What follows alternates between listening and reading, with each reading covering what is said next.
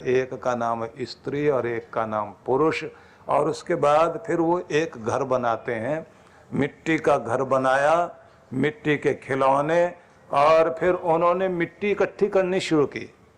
उसको वो कहते हैं ये हमारे रुपए। और फिर जो वो खाते हैं वो भी मिट्टी खा रहे हैं, क्योंकि सारी चीज मिट्टी से ही तो पैदा होती है ना। मिट्टी खा रहे हैं, मिट्टी जोड़ रहे हैं, मिट्टी पहन रहे हैं, और सब उनको नाचते हुए देख रहे हैं। उनके साथ में इतने सारे और पैदा हो गए, इतने और लोग हो गए, एक बस्ती बस गई। फिर झगड़ा हो गया मिट्टी का, मेरे पास मिट्टी ज्यादा, तेरे पास मिट्टी कम।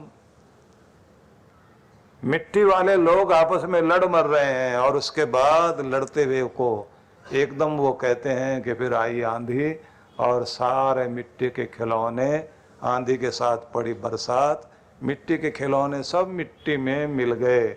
और उसके बाद कहते हैं वो जादूगर डमरू बजाता हुआ कहता, मेजबान साहिबान खेल खत्म हो गया, मिट्टी की चीज मिट्टी में मिल गई। देखो तो सही ये मिट्टी का खिलौना कितना अकड़ता था, कितना हंसता था, और कैसे हंसते बोलते देखते देखते मिट्टी में मिल गया कि ये है मायापुर का मेला। अब इसको समझिए, जो हम खाते हैं वो कहाँ से उगता है? मिट्टी से। गेहूं भी, दालें भी, सब गन्ने मिट्टी से आ रहे हैं। जो पहनते वो भी मिट्टी से आ रहा है। जो घर बनाते हैं वो सीमेंट से लेकर ईंटें तक कहाँ से आती हैं? मिट्टी से। और मिट्टी खा रहे हैं, मिट्टी पहन रहे हैं। और जो नोट हमने इकट्ठे कर रखे हैं वो कहाँ से आए? वो भी मिट्टी से ही आ रहे हैं, क्योंकि कागज बनता है, या सोने के सिक्के हों या चांदी के हों, सब मिट्टी से ही निकल रहे हैं, जमीन से निकल रहे हैं। तो मिट्टी के खिलौने ने मिट्टी इकट्ठी की, मिट्टी पहनी, मिट्टी खाई, और आखिर में मिट्टी में मिल गया और अकड़ा बहुत। और उसके बाद जैसे झटका मिला, पता भी नहीं लगता कि कहाँ ये चला गया। तो सारा खेल रचाने वाला जो है वो इस मायापुर के मेले का बाजीगर कोई और नहीं, उसी का नाम परमात्मा है। कहते हैं उसी के खेल में सारी दुनिया खेल रही है, और सबको नचाए वही, सबको चलाए वही, सबके साथ खेल रचने वाली शक्ति परमात्मा ही है। लेकिन उस खेल करने वाले भगवान ने कहा कि जाति वर्ण वर्ग रूप रंग अनेक हैं, पद अनेक, धन वाले लोग अनेक, कोई गरीब, कोई अमीर, कोई छोटा, कोई बड़ा, कोई किसी वर्ग का, कोई किसी जाति का, कोई किसी रूप का, कोई किसी रंग का। अलग अलग तरह के कितने ही लोग हो सकते हैं, लेकिन सब में एक ही धागा है। सबको बनाने वाला एक, सबको बांधने वाला एक, सबको फिर इस दुनिया से विदाई करने वाला भी एक, और जिस एक का दिया हुआ सब खाते हैं वो देने वाला भी एक ही परमात्मा है। झोलियां फैलाए खड़े हैं लाखों हजारों, झोलियां भरने वाला एक ही एक, कि उसी धागे में सारा संसार बंधा हुआ है। मई सर्वमिदं प्रोतम सूत्रे मणिगणा इव, कृष्ण भगवान कह रहे हैं। गीता के 7वें अध्याय का 7वां श्लोक बड़ा अद्भुत है ये, कि मुझ में सब पिरोया हुआ है, मुझ में सब कुछ मिक्स है।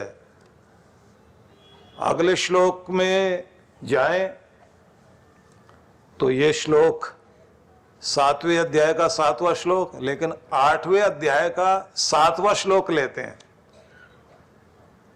एक अध्याय से दूसरे अध्याय में जंप मारते हैं। तो वहां क्या कहते हैं भगवान? तस्मात् सर्वेषु कालेषु माम अनुस्मर युध्य च मयि अर्पित मनो बुद्धिर मय्येव एष्यसि असंशय। इसलिए तू ध्यान रख अर्जुन, कि सब समय में, सभी कालों में, सभी अवस्थाओं में, सभी दशाओं में मेरा स्मरण करते हुए युद्ध कर, अपना संघर्ष जारी रख। तुम्हें लड़ना पड़ेगा अपनी चुनौतियों से। सबके पास अपना अपना युद्ध है। कोई बीमारी से लड़ रहा है, कोई गरीबी से लड़ रहा है, कोई अपने घर के टूटने को बचाने में लड़ रहा है कि प्रेम के धागे में बांधे रखो सबको। कोई संगठन को बनाने में लगा हुआ है, लड़ाई लड़ रहा है कि जो तोड़ने वाले हैं उनको दूर भगा दो। कुछ वे भी हैं जो अज्ञान से लड़ रहे हैं, इग्नोरेंस, जहालत फैली हुई है दुनिया में, उससे लड़ रहे हैं। कुछ वे हैं जो अकर्मण्यता से लड़ रहे हैं। कामचोर लोग दुनिया में बहुत है ना, उन कामचोरों के अंदर जोश पैदा कर रहे हैं, भैया काम करो, खुद भी आगे बढ़ो, दूसरों को भी आगे लेकर के चलो। नहीं तो वो बोलते क्या, अजगर करे न चाकरी, पंछी करे न काम, दास मलूक कह गए सबके दाता राम। करने की जरूरत ही नहीं कुछ भी। राम भरोसे बैठकर रहो, खाट पर सोए, अनहोनी होनी नहीं, होनी हो सो होए। तो ऐसा बोल बोल कर आलसी लोग भागने से कुछ नहीं होगा। जो भाग्य में होगा भाग कर आएगा, और जो भाग्य में होगा नहीं वो तो भाग ही जाएगा। इसलिए बैठे रहो चुपचाप। तो ऐसी बात बोलने वाले लोग, आलसी लोग, ना कुछ करते न करने देते। जिंदगी में घबराना नहीं चाहिए, हौसले को आजमाना चाहिए। जिंदगी में घबराना नहीं चाहिए, हौसले को आजमाना चाहिए। और खुजलियां जब महीने तक ना रुकें तो फिर नहा लेना चाहिए। तो आलसी लोग बहुत तरह की बातें बोलते हैं, ना करेंगे ना करने देंगे।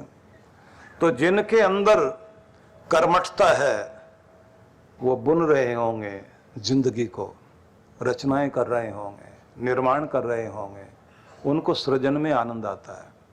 तो उनके अंदर, जिनके अंदर अकर्मण्यता है, आलस्य है, लापरवाही है, उनकी लापरवाही को मिटाने के लिए कुछ लोग खड़े रहते हैं, कर्मयोगी लोग उन्हें जगाए रखते हैं कि जागो भाई, कुछ करके जाओ, कुछ बनाकर जाओ, अपनी जिंदगी को बनाओ, अपने घर को बनाओ, अपने आसपास के परिवेश को बनाओ। क्योंकि जब तुम दुनिया में आए तो तुम्हें सड़कें भी मिली, स्कूल मिल गए, हॉस्पिटल भी मिल गए, सुख सुविधाएं मिली। तो इतनी सारी चीजें कैसे मिल गई? क्योंकि तुम्हारी पिछली पीढ़ी ने तुम्हारे लिए बनाई थी। तो अगली पीढ़ी के लिए कुछ बनाकर जाने की जिम्मेदारी किसकी? हमारी। तो हम कुछ करके जाएं, कुछ बनाकर जाएं। तो ऐसे जो कर्मशील लोग हैं वो लगातार कर्म योद्धा, कर्म योगी कुछ निर्माण करते रहते हैं। सोचिए, वे लोग जो आपके रक्षक बन करके खड़े हैं, अन्याय से लड़ रहे हैं और डरों से लड़ रहे हैं। सियाचिन ग्लेशियर हो, ऑक्सीजन भी नहीं,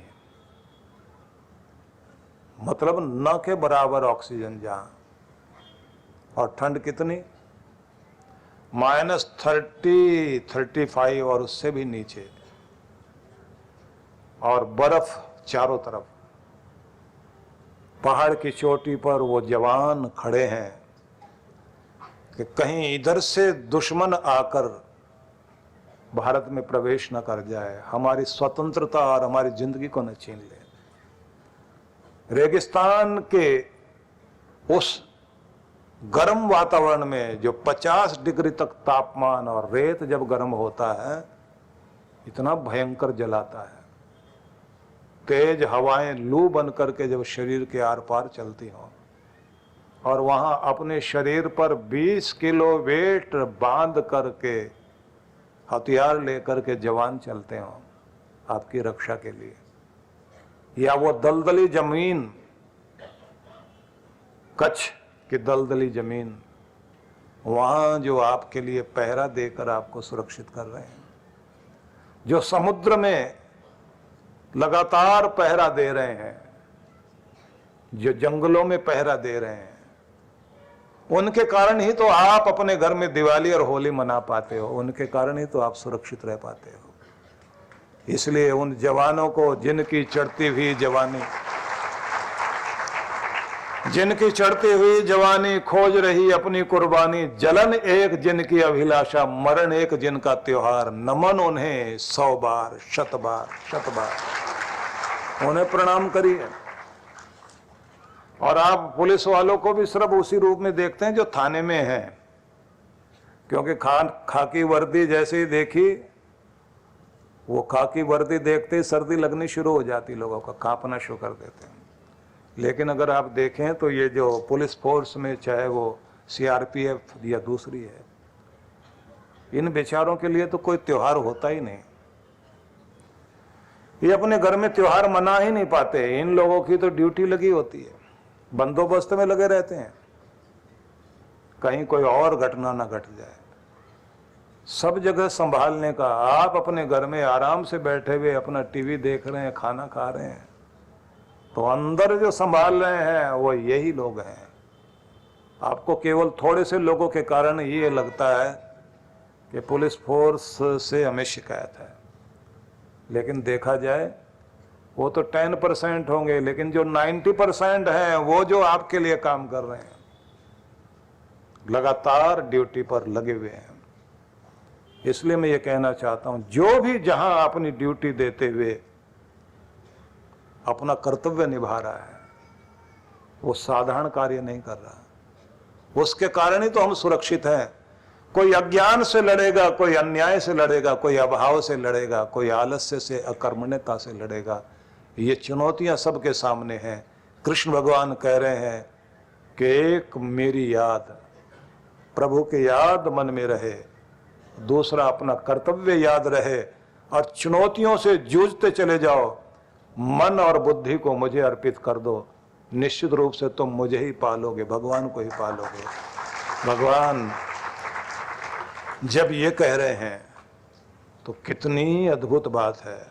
भगवान के उस स्वरूप को जो ये कहता है कि मुझ में अपने आप को अर्पित कर दें, इसको अगर समझना चाहते हैं तो गीता में इसी 8वें अध्याय में भगवान ने एक जगह समझाया कि भगवान के स्वरूप को जानो कि क्या है वो। कविम पुराणम अनुशासितारम अणोरणीयान सम अनुस्मरेत यह सर्वस्य धातारम अचिंत्य रूपम आदित्य वर्णम तमस परस्तात्। बड़े सुंदर शब्दों में कहा, कविम पुराणम अनुशासितारम अणोरणीयांसम। भगवान कवि, क्रांतदर्शी, सब कुछ जानने वाला, सर्वज्ञ। पुराणम, पुरातन मतलब अनादि, अनुशासितारम और सबका के ऊपर शासन करने वाला, अणोरणीयांसम, सूक्ष्म से भी सूक्ष्म, सर्वस्य धातारम, सबको धारण करने वाला, अचिंत्य रूपम, और जिसको कल्पना में भी आप जिसे पकड़ नहीं पाए, तुम्हारे चिंतन से भी जो परे है, आदित्य वर्णम, प्रकाशों का भी प्रकाश, जो सूर्य के प्रकाश की तरह करोड़ों सूरज मिलकर भी जिस प्रकाश का मुकाबला नहीं कर सकते, ऐसा प्रकाश है परमात्मा। तमसे परस्तात्, समस्त अंधेरों के परे। तो थोड़ा समझने की बात है कि भगवान कृष्ण ईश्वर के संबंध में जो ज्ञान देते हैं कि एक ऐसी सत्ता जो सब कुछ जाने, अंतर्यामी, और हमें प्यार करे। मतलब आपके अंदर मन में क्या चलता है। पति पत्नी भी कितना प्यार करते हो एक दूसरे को, लेकिन उनके मन में जो चलता है, अगर दोनों एक दूसरे के बारे में जान लें, 2 मिनट में खटपट शुरू हो जाएगी। क्योंकि वो बाहर से जरूर अच्छा अच्छा बोल रहे होते हैं, मन में तो कई बार पता नहीं क्या क्या चल रहा होता है। अब हमारा सब कुछ जानता हो कोई, और उसके बाद भी हमें प्यार करे, हमारी अच्छाई बुराई को जानकर भी हमारे खोट और हमारे खरेपन को भी जानता हो, और उसके बाद भी प्यार करे, तो वो सबसे प्यारा होता है, और वो भगवान ही है, अंतर्यामी भगवान। हम जो नाटक करते हैं ना भगवान के आगे, मैं भगवान आज से सुधर गया, मैं ये हो गया वो हो गया, बस आप मुझे एक बार माफ कर दीजिए, उसके बाद देखना मैं ये करूँगा वो करूँगा। और भगवान भी कहते हैं बहुत नौटंकी हो गई, एक जन्म से नहीं अनेक जन्मों से मैं तुम्हें जानता हूं तुम क्या हो, फिर भी मैं तुम्हें छोड़ता नहीं हूं, पर जब तक सुधरोगे नहीं तब तक परीक्षा लेता रहूंगा। परम पूज्य श्री सुधांशु जी महाराज एवं डॉक्टर अर्चिका दीदी जी के पावन सानिध्य में विराट भक्ति सत्संग।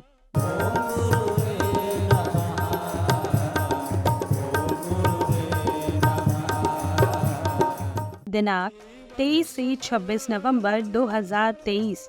कार्यक्रम की रूपरेखा। 23 नवंबर शुभारंभ सायं 5 से 7 बजे। 24 से 25 नवंबर प्रातः 9 से 11 बजे सायं 5 से 7 बजे। 26 नवंबर प्रातः 9 से 11 बजे सायं 4 से 6 बजे। विशेष कार्यक्रम गुरु मंत्र दीक्षा 26 नवंबर दोपहर 12 बजे। स्थान centre park lawn, SK stone police चौकी के पीछे, मीरा भाईदर रोड, मीरा रोड और ठाणे, मुंबई। आयोजक विश्व जागृति मिशन, मीरा भाईदर मंडल। संपर्क सूत्र। आप सपरिवार इस कार्यक्रम में सादर आमंत्रित हैं। परम पूज्य श्री सुधांशु जी महाराज और डॉक्टर अर्चिका दीदी जी के पावन सानिध्य में अयोध्या ध्यान साधना शिविर।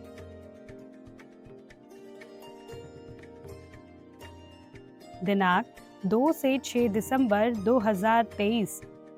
स्थान श्री रामार्चन मंदिरम, श्री राम वल्लभा कुंज, जानकी घाट, श्रीधाम, अयोध्या, उत्तर प्रदेश 224123।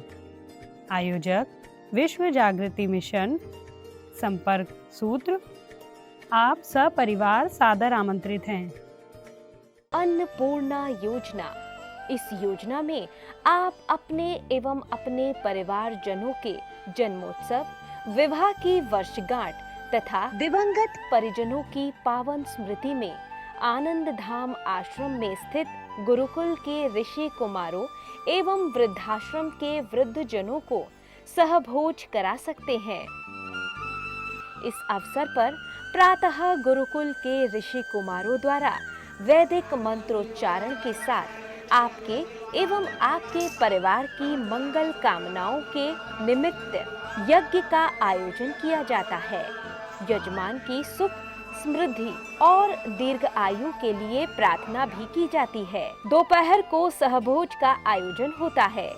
आप सपरिवार आनंद धाम पधारे, यज्ञ में भाग लें और अपने हाथों से भोजन कराकर पुण्य लाभ एवं आत्म संतुष्टि के भाव से जीवन को आनंदमय करें। इस योजना से जुड़ने के लिए एवं अधिक जानकारी के लिए संपर्क करें 9582954200 9560792792। सहयोग राशि भेजने के लिए हमारा अकाउंट डिटेल है